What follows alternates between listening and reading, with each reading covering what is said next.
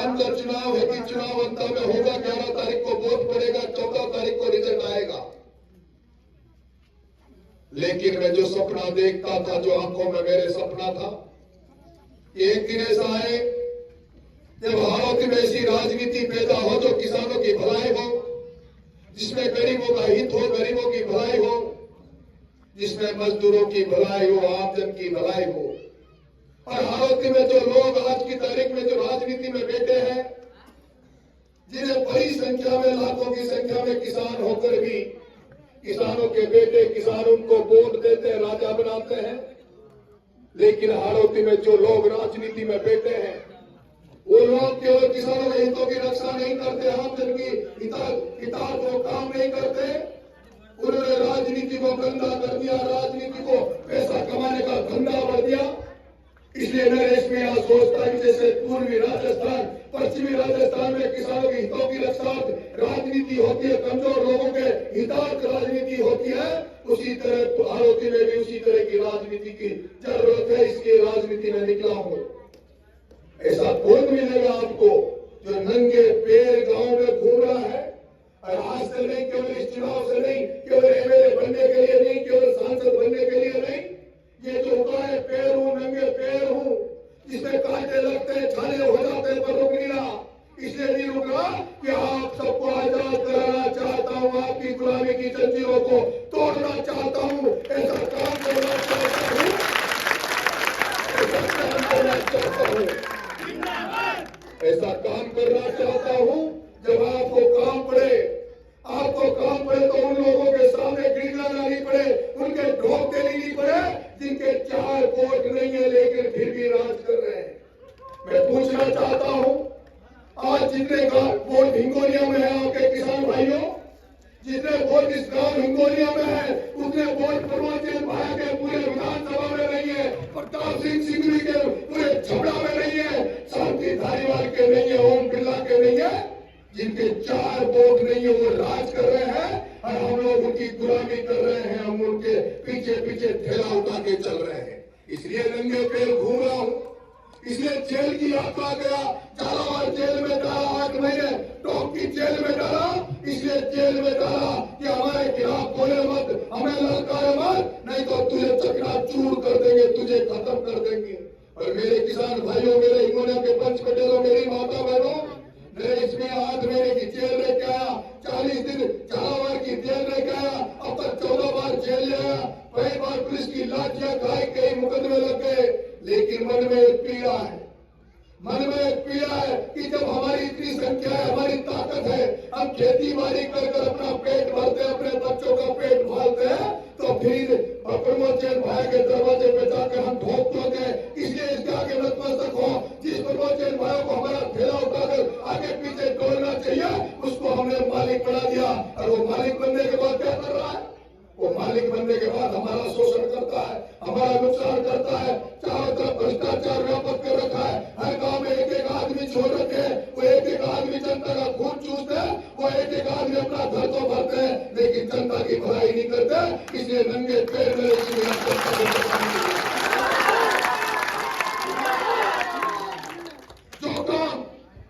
जो काम यहाँ के सरपंच को करना चाहिए, जो काम यहाँ के जिला परिषद के सदस्य को करना चाहिए, जो काम जिला प्रमुख रहे लोगों को करना चाहिए, जो काम प्रधान रहे लोगों को करना चाहिए, इन लोगों को यह करना चाहिए कि आपकी जनता की भलाई करना चाहिए, जनता की लड़ाई लड़ना चाहिए। लेकिन मैं देख रहा हूँ अंत में कई लोग ऐसे हैं जिनको समाज वोट देता है, जनता वोट देती है, उनको सरपंच बनाती है, प्रधान बनाती है, जिला प्रमुख बनाती है, ये वो लोग आपकी रक्षा करेंगे। लेकिन वो लोग आपकी कभी रक्षा नहीं कर सकते जो दूसरों के घर में अपने जमीन बेच देते हैं, दूसरों की गुलामी करते हैं। प्रमोचन भाया के पास ऐसा क्या है? ऐसा प्रमोचन भाया के पास क्या है? तुम्हारा बेटा उससे अच्छा बोलना जानता है, तुम्हारा बेटा उससे अच्छी लड़ाई लड़ना जानता है, तुम्हारा बेटा जेल जा सकता है, प्रमोचन भाया एक दिन जेल नहीं जा सकता। जिस दिन जेल चला जाएगा नेतागिरी छोड़ देगा, प्रमोचन भाया एक दिन भूखा नहीं रह सकता। तुम्हारा बेटा 15-15 दिन उन बच्चों के लिए भूखा पड़ेगा, तुम्हारा बेटा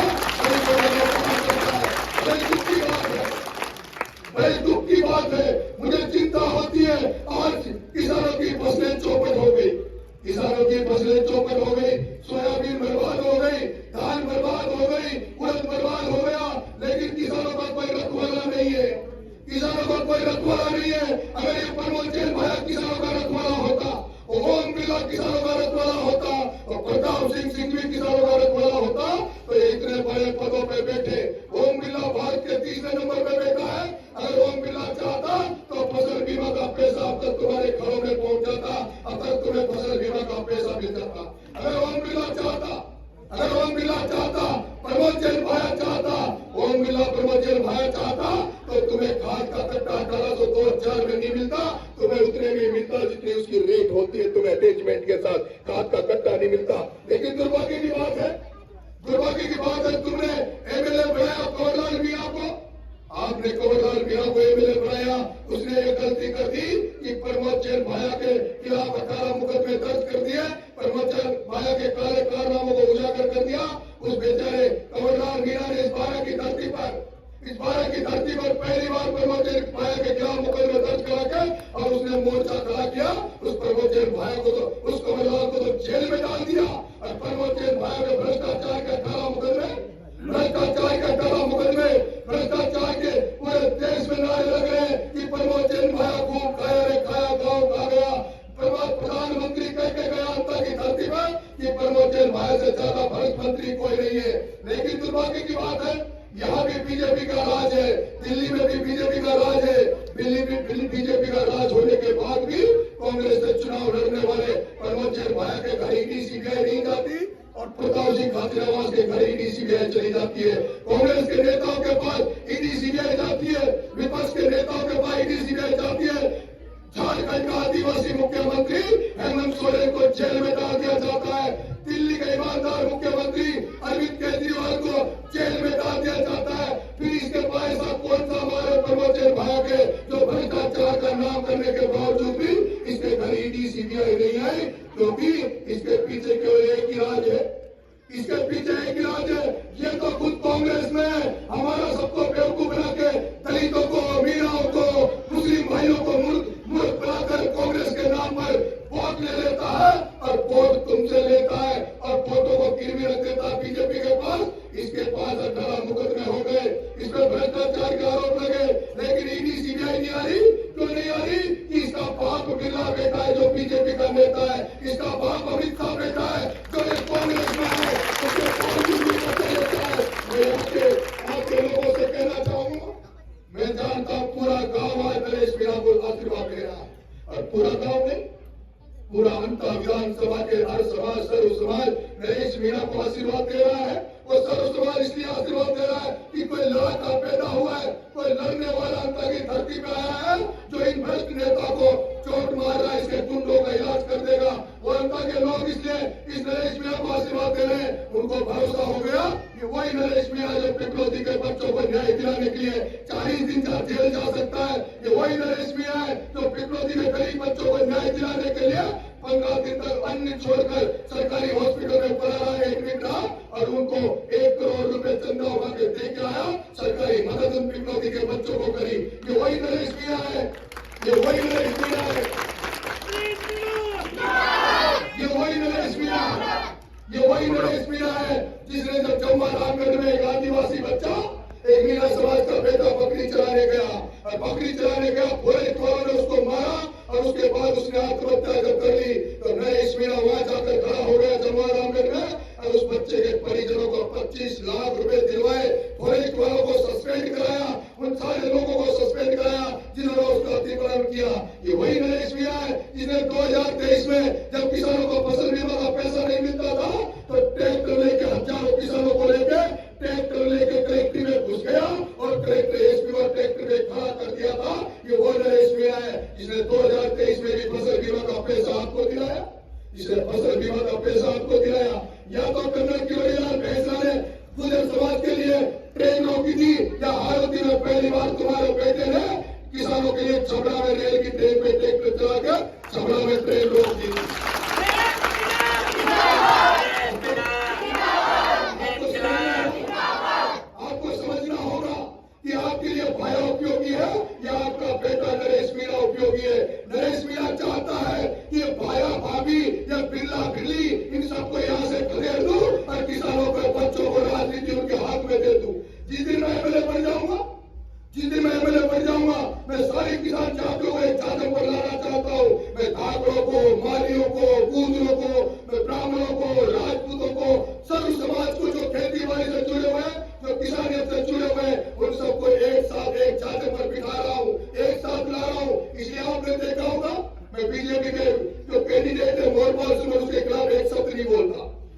खिलाफ एक शब्द इसलिए नहीं बोलता क्योंकि वो भी माली समाज का बेटा है, वो भी किसान समाज का बेटा है, इसलिए मैं उसके खिलाफ नहीं बोलता।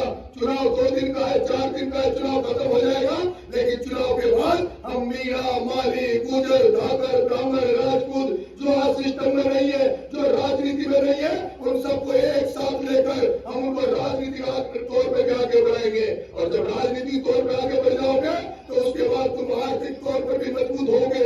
मैं पूछना चाहता हूँ, इन किसानों के बेटे में क्या कमी है? जब ये लोग खेती करकर, मेहनत करके, किसानी करके, अन्न पैदा करके जब ये अन्नदाता किसी और का पालन पोषण कर सकते हैं, तो ये रोड भी बना सकते हैं, सड़कें भी बना सकते हैं, ये भी जेसीबी